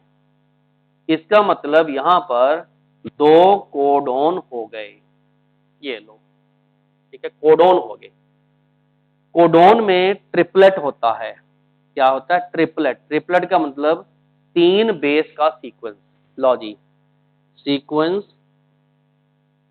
Of 3 bases. लो जी, 3 बेस का सीक्वेंस इसमें होता है, ध्यान से समझ जाना। ठीक है, अब डीएनए पड़ा है सेल में, न्यूक्लियस में, सेल के न्यूक्लियस के अंदर। प्रोटीन बनता है साइटोप्लाज्म में, ये लो, कहाँ बनता है? साइटोप्लाज्म में। जो मतलब जैसे ये सेल है, सेल के अंदर यहाँ पर न्यूक्लियस है, प्रोटीन यहाँ पर बनता है, डीएनए यहाँ पड़ा। तो ये इसमें कैसे ट्रांसफर होगा और प्रोटीन कैसे बनेगा, ये हमने समझना है। Very simple. सबसे पहले क्या होगा, डीएनए आपको पता है हेलिक्स की फॉर्म में है, वो अनबाउंड होगा पहले, अनबाउंड होके इस तरीके से खुलेगा। ठीक है, जब वो खुलेगा तो उसके कॉपी होगी। कॉपी कैसे होगी? कॉपी तो बेस सीक्वेंस की फॉर्म में होगी। अब देखते हैं कैसे। अब देखिए, कॉपी कौन करेगा? नया डीएनए नहीं करेगा, आरएनए करेगा। मतलब आरएनए के स्टैंड यहां बनेगी कॉपी होके। तो जैसे ए का है, ए किसके साथ जुड़ता है? ए तो टी के साथ जुड़ता है, बट इसमें तो टी है नहीं, इसमें तो यू बनेगा। ऐसे लिख लो, ए जैसे है, यहाँ टी है, और इधर सी है, इधर जी है, इधर टी है, ये तो डीएनए में है और डीएनए में टेम्पलेट में पड़ा है। अपने क्या करना है, इसका आरएनए बनाएंगे। लो जी, ए के साथ टी जुड़ता है, यहाँ यू जोड़ेंगे, टी के साथ ए जुड़ता है, सी के साथ जी जुड़ता है, और जी के साथ सी जुड़ता है, टी के साथ ए जुड़ता है, ए के साथ यू जुड़ेगा, ऐसे। मतलब अब ये mRNA बन गया, आरएनए बन गया। मतलब डीएनए से कॉपी करके, लिखा ना यहाँ पर, इस प्रोसेस को बोलते हैं ट्रांसक्रिप्शन। आरएनए पॉलीमरेज एक एंजाइम है, उसकी प्रेजेंस पे होता है। एमआरएनए बन गया, ये एमआरएनए है, ध्यान रखना, ये वाला एमआरएनए है। तो एमआरएनए कैसे बना? डीएनए की कॉपी कर ली उसने, बस इतना ध्यान रखना, इसमें आपको टी नहीं दिखेगा। Complementary new RNA after copying of the base sequence from DNA which is unbound. MRNA ने कॉपी कर ली, ठीक है, एमआरएनए कॉपी कर ली, कॉपी करके यहां से कॉपी किया, उसके बाद ट्रांसफर हो गया साइटोप्लाज्म में, यहाँ होल होते हैं और ये बाहर चला गया, यहां पर आ गया। लो जी, अब एमआरएनए तो कॉपी करके ले आया, ठीक है, जो ओरिजिनल इसकी बेस सीक्वेंस थी ये उसकी उलट होगी, हमें चाहिए वही सेम। तो ट्रांसफर आरएनए क्या करेगा, उसकी फिर ट्रांसलेशन करेगा, मतलब इसकी द्वारा से। लो जी, एमआरएनए से टीआरएनए बनाएंगे, कैसे? यू है, यू का आपको पता है यू के साथ क्या जुड़ेगा, ए जुड़ेगा। लो जी, ए जुड़ गया। फिर यहाँ पर टी है, टी की जगह पे तो यू आएगा, सी है, सी रहेगा, फिर ये जी रहेगा, टी की जगह पे यू आएगा, और ये आ गया ए, ये बन गया टीआरएनए। लो जी, टीआरएनए, टीआरएनए ने इसकी जो बात लेके आया, जो कोडिंग लेके आया, उसको ट्रांसलेट कर दिया, मतलब इसने अपने मैसेज को डिक्टेट किया, इसको दिया। ध्यान रखना, एमआरएनए टीआरएनए ये इसके कॉम्प्लीमेंट्री होते हैं, ये टेम्पलेट बन गया, वो कॉम्प्लीमेंट्री बन गया। इतना जरूर रखना, जो डीएनए की बेस सीक्वेंस है ए, ये देखो ए, यहाँ पर टी, ये देखो यू, इधर सी, ये देखो सी, इधर जी, मतलब यही वो ही रहेगी, पहले नेगेटिव फिर उसका पॉजिटिव। सही हो गया, ट्रांसफर आरएनए बन गया। अब ट्रांसफर आरएनए क्या किया, अमीनो एसिड उठाए, उठा के आरएनए की हेल्प से प्रोटीन को बना दिया। ओके, अमीनो एसिड कहां से मिले आपको, ये साइटोप्लाज्म से मिले, उन्हें पढ़े हुए हैं अमीनो एसिड, ठीक है, हम प्रोटीन करते हुए पढ़ते होते हैं। तो मतलब साइटोप्लाज्म से इसके अकॉर्डिंगली, मतलब यहां पर एक ध्यान रखना, जब तीन जुड़ते हैं तो 1 अमीनो एसिड जुड़ता है, ये 3 की जगह पे एक अमीनो एसिड आता है। तो अभी मैंने आपको 2 अमीनो एसिड जुड़ दिए, फॉर एग्जांपल 2 अमीनो एसिड, जैसे इसको मैंने बोला GLY, इसको बोल दिया सीराइन, या कोई भी ऐसे, तो 2 अमीनो एसिड जुड़ गए। एक सिंपल सी बात बता दूं, कोडोन जो होता है, जिसको ट्रिपलेट बोलते हैं, वो एक अमीनो एसिड के लिए होता है, मतलब यहां पर 3, उधर एक अमीनो एसिड। और हमें पता है जब प्रोटीन बनता है कितने बनते हैं, प्रोटीन में पॉलीपेप्टाइड चेन्स होती है, और उसमें 100 से ज्यादा अगर पॉलीपेप्टाइड आ जाएं, 100 से ज्यादा मतलब अमीनो एसिड आ जाएं, तो वो प्रोटीन बन जाता है। इसका मतलब इधर 300 300 अगर बेस होंगे तो यहां जाके 100 बनेगा, ठीक है, प्रोटीन के लिए। तो उस 300 की सीक्वेंस को, एक प्रोटीन के लिए जो सारी सीक्वेंस होती है, उसको जेनेटिक कोड बोलते हैं। तो जेनेटिक कोड क्या हुआ, जेनेटिक कोड एक्चुअल में वो बेस सीक्वेंस है जो एक प्रोटीन के लिए रिक्वायर्ड है। और कोडोन क्या चीज है, कोडोन ऐसा ट्रिपलेट है जो सिर्फ एक अमीनो एसिड के लिए रिक्वायर्ड है, ठीक है, यहां नोट कर लो, जब भी मैं ऐसे कोडोन बोलूं तो वो होता है 1 अमीनो एसिड के लिए। जब मैं बोलता हूं जेनेटिक कोड, क्या बोलता हूं, जेनेटिक कोड, वो होता है 1 प्रोटीन के लिए जितनी भी डीएनए में सीक्वेंस, ये डीएनए में होती है, ध्यान रखना, डीएनए में कोडोन होता है 1 अमीनो एसिड, और जेनेटिक कोड होता है एक प्रोटीन में जितने भी अमीनो एसिड चाहिए उन सब के लिए बेस सीक्वेंस मिनिमम 300, क्योंकि प्रोटीन हमें 100 से ऊपर चाहिए होते हैं, और कम से कम तो इतने चाहिए होते हैं, और इधर हमें 300 के आसपास, 300 प्लस, बड़े ज्यादा भी हो सकते हैं, उसके अकॉर्डिंगली सारा होगा। तो मैंने अभी तक आपको एमआरएनए से टीआरएनए बताया, transferring of the information of the base sequence in the DNA for the protein synthesis. तो पहली प्रोसेस को बोलते हैं ट्रांसक्रिप्शन, आरएनए पॉलीमरेज, दूसरे को बोलते हैं translation, dictation of the message, मतलब एमआरएनए से टीआरएनए। बाद में ये टीआरएनए क्या करता है, अमीनो एसिड को उठाता है, आरएनए पे लगा के प्रोटीन को सिंथेसिस कर रहा है, यहाँ एंड में प्रोटीन सिंथेसिस हुआ।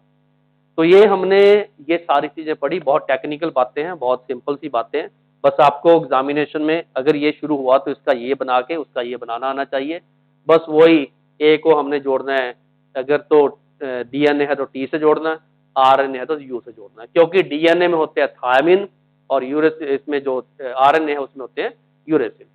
तो आप एक बार वीडियो रोको, ये कंप्लीट वीडियो रोक के ये सारा पार्ट उतारो, मैंने आपको प्रोटीन सिंथेसिस अभी करवाया है। क्या करवाया? प्रोटीन सिंथेसिस, जिसमें ट्रांसक्रिप्शन पहले, ट्रांसलेशन बाद में। ओके, ये ध्यान रखना। और इधर हमने आरएनए भी जनरेट किया है कि आरएनए कैसे बनता है। उस आरएनए में डीएनए क्या काम करता है? डीएनए करता है टेम्पलेट का काम और ये बनता है कॉम्प्लीमेंट्री। ये अगले के लिए टेम्पलेट का काम और ये बनता है कॉम्प्लीमेंट्री। और इसके अकॉर्डिंगली यहाँ प्रोटीन वही बेस सीक्वेंस लेके आएगा जो डीएनए में इंफॉर्मेशन छुपी हुई है in the form of base sequence. तो वीडियो रोक के ये सारा पार्ट खत्म करो, पूरा कंप्लीट करो। और अब हम करते हैं कुछ ऐसी टर्म्स जो डीएनए आरएनए के साथ संबंधित है, छोटे छोटे इंफॉर्मेशन। तो कुछ ऐसी टर्म्स करते हैं इस सेक्शन में, ठीक है। तो ये सारा वीडियो रोको, मैं आपको कुछ छोटी छोटी टर्म्स करवाता हूँ, वो खत्म कर। पार्ट में कुछ टर्म्स हैं जो डीएनए आरएनए इनकी इंफॉर्मेशन के लिए बहुत इंपॉर्टेंट है, इनके यूज के लिए बहुत इंपॉर्टेंट है। सबसे पहले है कोडोन। मैंने पहले इसके सेक्शन से बताया कोडोन क्या होता है। ये होता है ट्रिपलेट, सेट ऑफ 3 बेसिस। जैसे मान लो ए, टी या जी बोल दिया मैंने, ठीक है, ये 3 का सेट है ऑफ द न्यूक्लियोटाइड्स। ये क्योंकि डीएनए में टर्म न्यूक्लियोटाइड आती है, 3 न्यूक्लियोटाइड का सेट है। क्या करता है ये? It specify 1 amino acid. Yes, 1 amino acid. For example leucine amino acid के लिए CUU एक ट्रिपलेट है। नेक्स्ट, जेनेटिक कोड, हम बार बार बोलते हैं जीन। असल में क्या होता है, क्रोमोसोम में डीएनए है, उस डीएनए में एक ऐसा बेस सीक्वेंस है DNA, the sequence of the basis. जैसे मैंने ये चारों का कोई अल्टरनेट हो सकता है, वो स्पेसिफाई किसके लिए करता है? विच स्पेसिफाई द प्रोटीन, 1 प्रोटीन। देखो हमारी बॉडी में बहुत सारे प्रोटीन हमने पड़े हुए हैं, केराटिन प्रोटीन है, मायोसिन प्रोटीन है, इस तरीके के बहुत सारे प्रोटीन है हमारी बॉडी में। कुछ प्रोटीन एंजाइम का काम भी करते हैं, उन सब के लिए प्रोटीन होते हैं पॉलीपेप्टाइड। तो एक्चुअल में क्या होता है कि जीन में छिपी हुई बेस सीक्वेंस वो यूनिक होती है। उस यूनिक सीक्वेंस को बोलते हैं हेरिडिटरी यूनिट्स, वंश चलता है उससे। और ये यूनिवर्सल होता है, एक कॉमनलेस होता है, लगातार चलते रहते हैं ऐसे। तो ये जेनेटिक कोड हमने बता दिया, जीन जिसको बोलते हैं। Next, Chargaff rule. Chargaff rule क्या है कि डीएनए में इन ऑल केसेस, चाहे कोई भी डीएनए हो, किसी भी एनिमल का, प्लांट का, लिविंग सिस्टम का, उसमें जितने एडेनाइन होते हैं उतने ही थायमिन होते हैं। क्योंकि ए से टी जुड़ेगा, जितने ए होंगे उतने टी होंगे।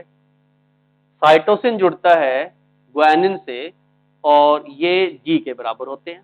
आपको क्लियर हो गया? बिल्कुल। कहने का मतलब जितने प्यूरिन होंगे उतने ही पिरिमिडिन होंगे, मतलब उसके मिडिल में इक्वलेंस है। तो इसको चारगफ रूल बोलते हैं। Next, DNA fingerprinting. आपने बहुत बार सुना होगा, क्रिमिनल्स को आइडेंटिफाई करना हो, डीएनए की फिंगरप्रिंटिंग करते हैं। क्राइम साइट के ऊपर जो भी उन्हें मिलता है, ब्लड का स्टेन मिल गया, कोई स्किन का मिल गया, वहां से वो सेल उठा के, और डिटेक्टिव आप मूवी में देखते होंगे, सीरियल में देखते होंगे, तो वहां से हम फिंगरप्रिंटिंग कर लेते हैं। तो फिंगरप्रिंटिंग बेसिकली क्या होता है? ये होता है sequence of basis in the DNA in a person is unique. And किसी पर्सन के लिए यूनिक है, किसी पर्सन में उसके लिए यूनिक है और किसी से मैच नहीं करती।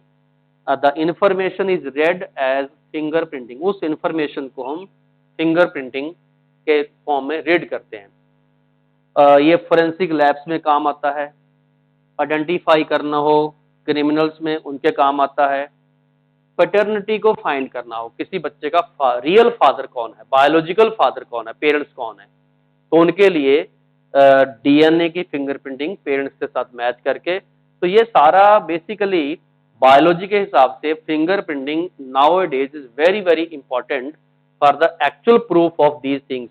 कि जब भी हमें कोई भी चीज आइडेंटिफाई करनी हो तो डीएनए फिंगरप्रिंटिंग, डीएनए में बेस सीक्वेंस जो भी है, जैसे ये बोलता हूं, वो मैच करनी चाहिए और वो बायोलॉजिकल उसको प्रूव करती है बेस सीक्वेंस को। तो ये टर्म्स बहुत इंपॉर्टेंट है। आप लोग इसकी वीडियो रोको, ये वाला वीडियो रोक के, और ये चारों टर्म उतारो। चारों टर्म काफी इंपॉर्टेंट है, छोटे छोटे क्वेश्चन इसमें आते हैं।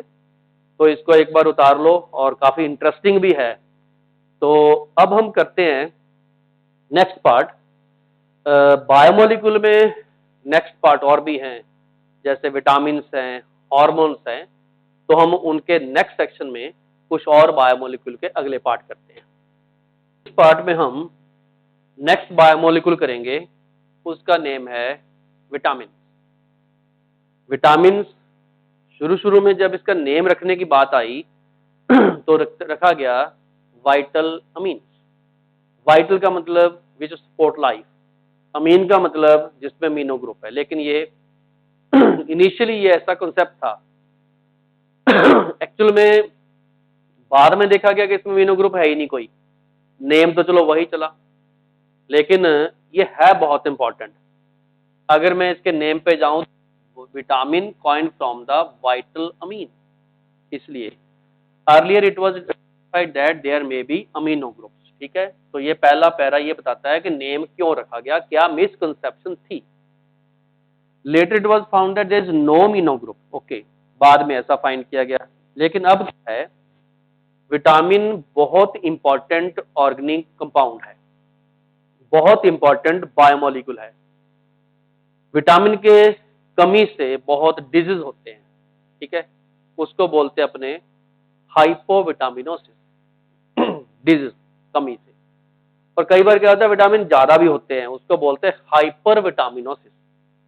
हाइपो कमी, हाइपर ज्यादा।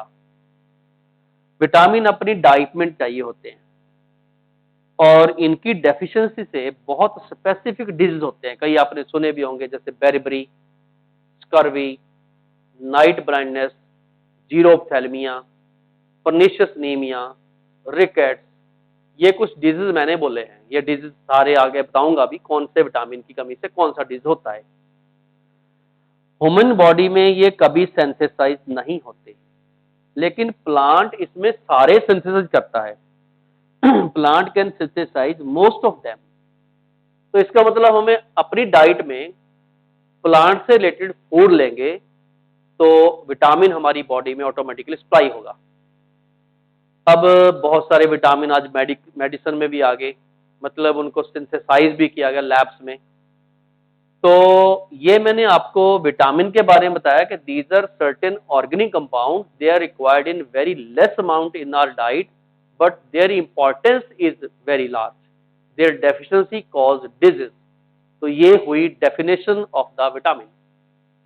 तो ये आप विटामिन के बारे में थोड़ा ब्रीफ नोट कर लो। अब आ गया विटामिन की क्लासिफिकेशन कैसे करते हैं। यहां मैंने किया क्लासिफिकेशन ऑफ विटामिन, तो नोट कीजिए क्लासिफिकेशन ऑफ विटामिन। विटामिन को सॉल्युबिलिटी के बेस पे क्लासिफाई किया गया कि वो फैट सॉल्युबल है ए टाइप, मतलब फर्स्ट, और वाटर सॉल्युबल है बी टाइप। वो आपको क्लियर ही होना चाहिए कि वाटर सॉल्युबल में तो वही चीज होंगी जिनके फंक्शन ग्रुप्स में हाइड्रोजन बॉन्डिंग टाइप या पोलर फंक्शन ग्रुप्स होंगे, वही डिसॉल्व करेगा। तो फैट सॉल्युबल में आते ए डी ई के, वाटर सॉल्युबल में आते बी सी, और बी में आ गए आते B1, B2, B6, B12। तो ये सारे विटामिन हमने पढ़ने हैं, इनके केमिकल नेम करने हैं इनके, और इनके सोर्सेज भी करने हैं, और उसके बाद हमने इनके डेफिशिएंसी डिजीज भी करने हैं। लेकिन पहले बता दूं फैट सॉल्युबल की पहचान क्या है।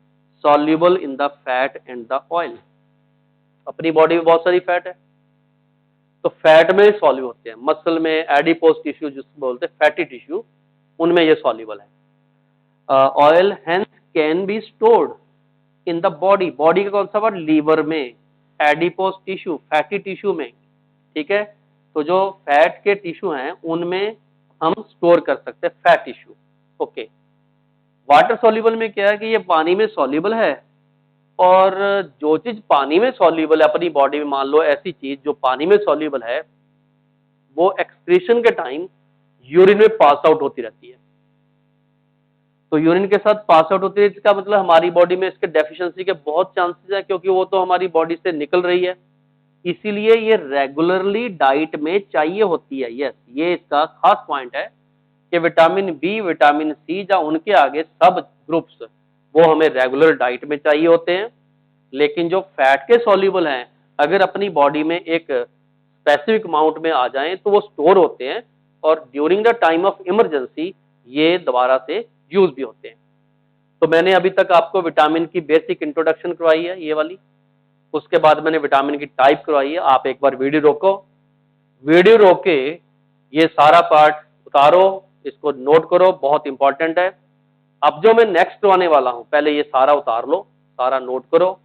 अब जो मैं नेक्स्ट करवाऊंगा वो कराऊंगा विटामिन के केमिकल नेम, उनके टाइप, टेबुलर फॉर्म में इधर करवाऊंगा, और उनके सोर्सेज और डेफिशिएंसी सिंड्रोम क्या है, डेफिशिएंसी डिजीज क्या है, सिंड्रोम नहीं, डेफिशिएंसी डिजीज क्या है।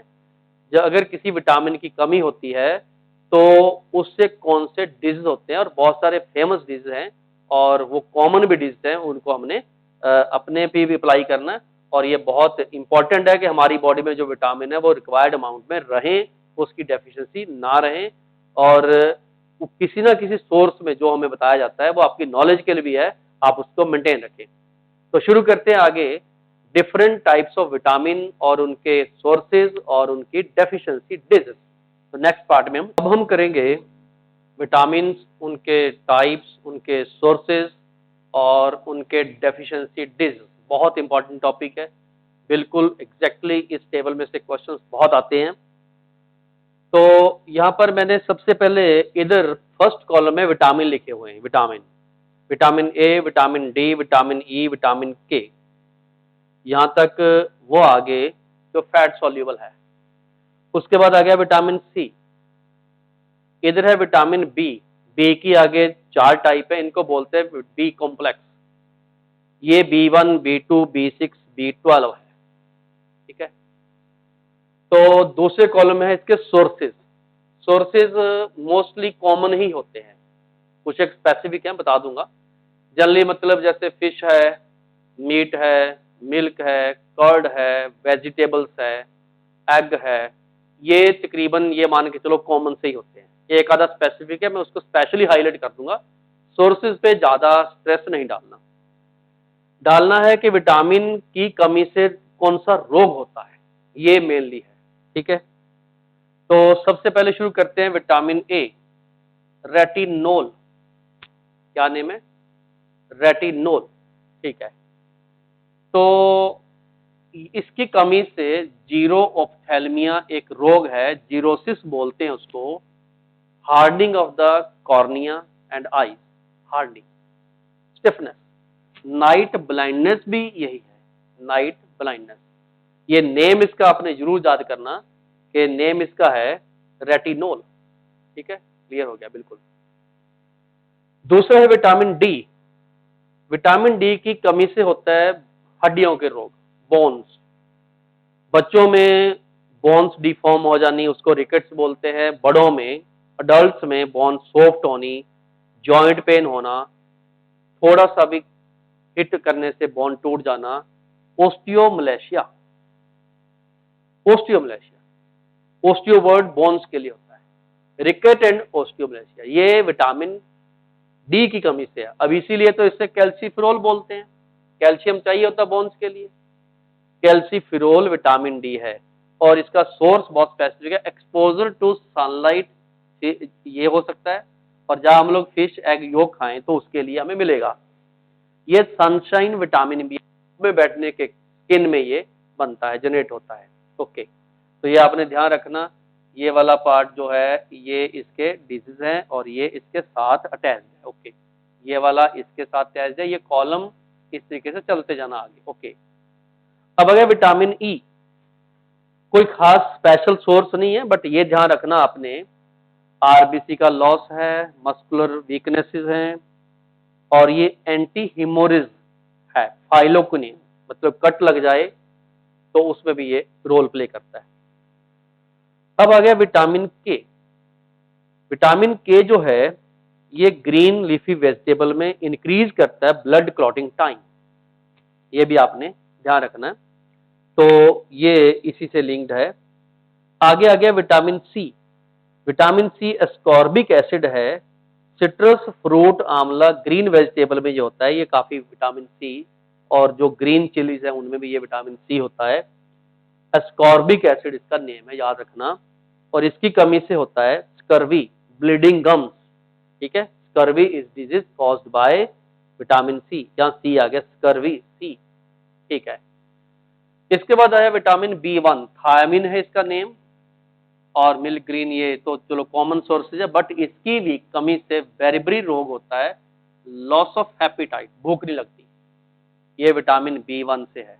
विटामिन B2 राइबोफ्लेविन है, चिलोसिस, होठों का फटना, side fissure, hardening of lips and the mouth, और डाइजेस्टिव डिसऑर्डर होने, बर्निंग सेंसेशन स्किन, ये चिलोसिस B2 की कमी से है। B6 पायरोडॉक्सिन, ये कन्वल्शन है, अनकॉन्शियसनेस, इसी से होती है, इसकी कमी से। और this is very important vitamin B12 साइनोकोबालमीन, ये L है, इसमें कोबाल्ट आता है, हम कोऑर्डिनेशन कंपाउंड में पढ़ते हैं ये, और मीट, फिश, एग, कर्ड, इसमें ये होता है। और इसकी कमी से तो ये मान के चलो ब्लड के डिजीज होते हैं, परनीशियस एनीमिया, मतलब RBC डेफिशिएंसी, डेफिशिएंट इस रोग में होता है। तो ये मैंने B12 आपको करवाया। तो जो मैंने अभी विटामिन के डिजीज आपको करवाए, आराम से इसको नोट करो और इसका इसी तरीके से चार्ट बना के याद करो। तो रेटिनोल रेटिना से रिलेटेड है, तो नाइट ब्लाइंडनेस भी इसको बोलते हैं, इसकी कमी से होता है।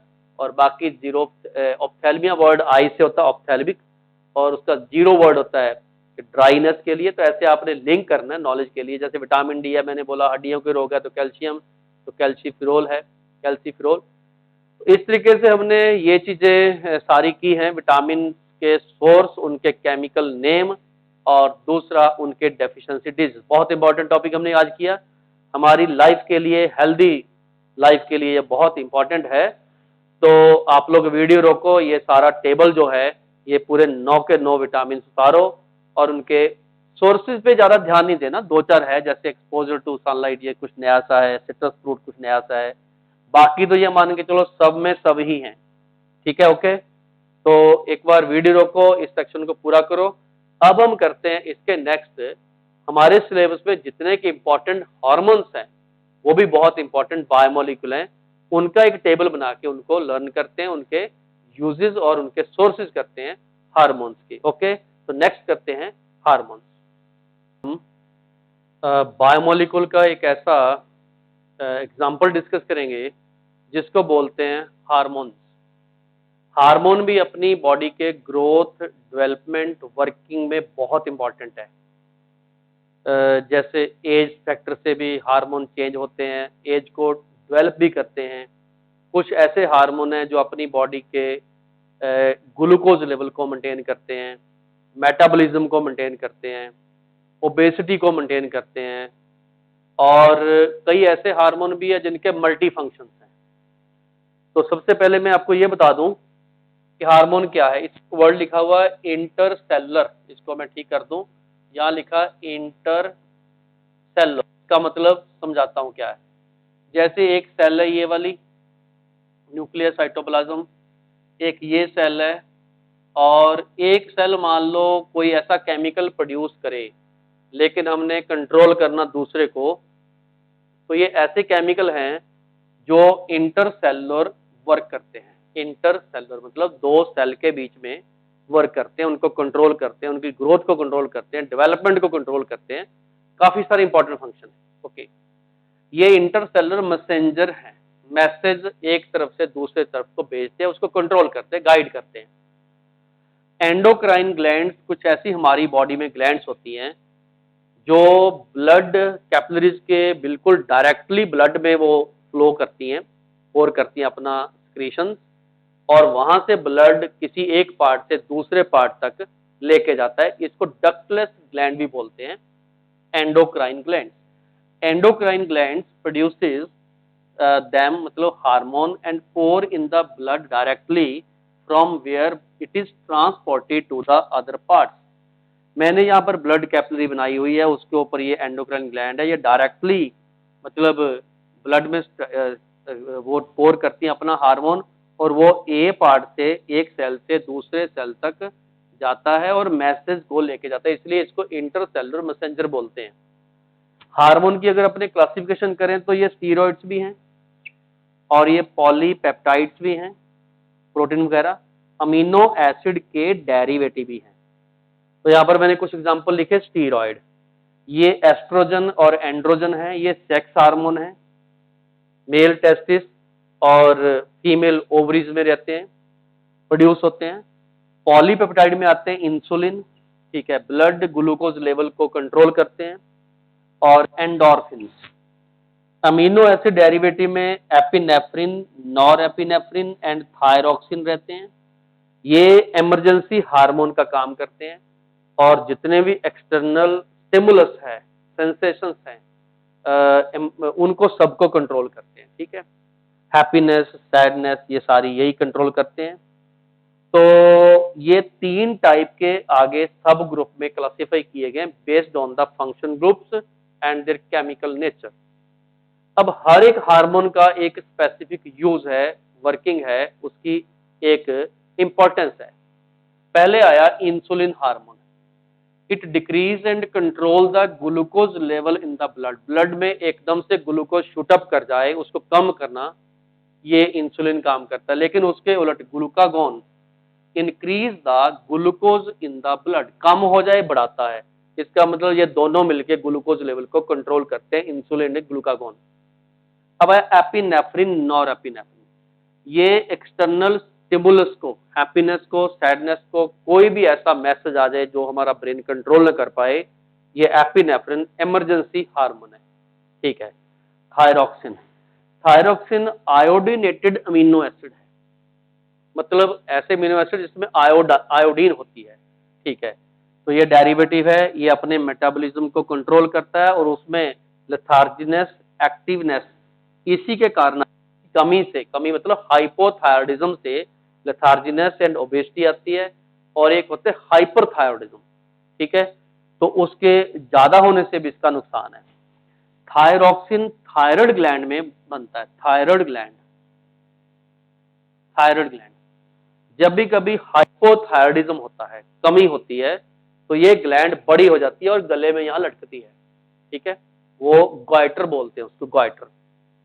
इसलिए उस केसेस में हम पेशेंट को या जिसको भी रिक्वायरमेंट है उसको ऐसा नमक खिलाते हैं जिसमें आयोडीन होती है, आयोडाइज्ड सॉल्ट देते हैं, थायरोक्सिन जब भी वर्किंग कम करता है। तो ग्लूकोकॉर्टिकॉइड, ये कार्बोहाइड्रेट मेटाबॉलिज्म को कंट्रोल करता है, क्योंकि ग्लूको मिनरलोकॉर्टिकॉइड्स, ये सारे एड्रिनल कॉर्टेक्स जो किडनी के ऊपर ग्लैंड्स होती है वहां से प्रोड्यूस होते हैं, और ये हमारी बॉडी में स्पेशली ब्लड में मिनरल्स को और वाटर को कंट्रोल करता है। किडनी जब, किडनी की वर्किंग को यही कंट्रोल करता है कि ब्लड वाटर ज्यादा पास आउट करना है या हमने मिनरल रखना है बॉडी की रिक्वायरमेंट के अकॉर्डिंग। फिर आ गया टेस्टोस्टेरोन, ये मेल सेक्स हार्मोन है, और मेल में जितने भी सेक्स रिलेटेड प्रॉपर्टीज हैं उनको ये कंट्रोल करता है, ग्रोथ को भी और प्यूबर्टी को भी। एक्स्ट्राडायोल, ये फीमेल सेक्स हार्मोन है, फीमेल में सेकेंडरी प्रॉपर्टीज को ये कंट्रोल करता है। और ये है प्रोजेस्टेरॉन, ये फीमेल के यूट्रस में, यूट्रस को प्रिपेयर करता है फर्टिलाइज्ड एग के लिए, उस पे इम्प्लांटेशन होने के लिए। तो ये हर एक हार्मोन का अपना बहुत इंपॉर्टेंट रोल है। हार्मोन की डिस्टरबेंस से लाइफ बहुत डिफिकल्ट है, और उसमें इतने सारे डिफॉर्मिटीज आती हैं हार्मोन की कंट्रोल से, हार्मोन की डेफिशिएंसी से। तो ये मैंने आपको हार्मोन की बेसिक क्लासिफिकेशन करवाई, उनके एग्जांपल्स करवाए, और स्पेशली कुछ हार्मोन ऐसे इंपॉर्टेंट हैं जिनके आपको डेफिशिएंसी और उनकी वर्किंग के ऊपर क्वेश्चन पूछे जाते हैं। तो आप लोग एक बार वीडियो रोको, बहुत अच्छे लेवल का ये सारा कॉन्सेप्ट हमने किया है, इसको क्लासीफाई किया है, तो वीडियो रोको। Thank you for joining photon classes. I hope आपने बायोमोलिक्यूल पूरे टॉपिक में बहुत इंजॉय किया होगा, और मैंने 1 बाय 1 पूरे इन वीडियो में कार्बोहाइड्रेट, अमीनो एसिड्स और प्रोटीन्स, उसके बाद डीएनए, आरएनए, फिर विटामिन, देन हार्मोन, जो हमारे सिलेबस की रिक्वायरमेंट है वो मैंने पूरी कंप्लीट कर दी है। और अपने चैनल को सब्सक्राइब करो, वीडियो को शेयर करो, लाइक करो, और आगे जितने भी अपने फ्रेंड्स हैं उनको सबको ये वीडियो शेयर करो ताकि सबका फायदा हो।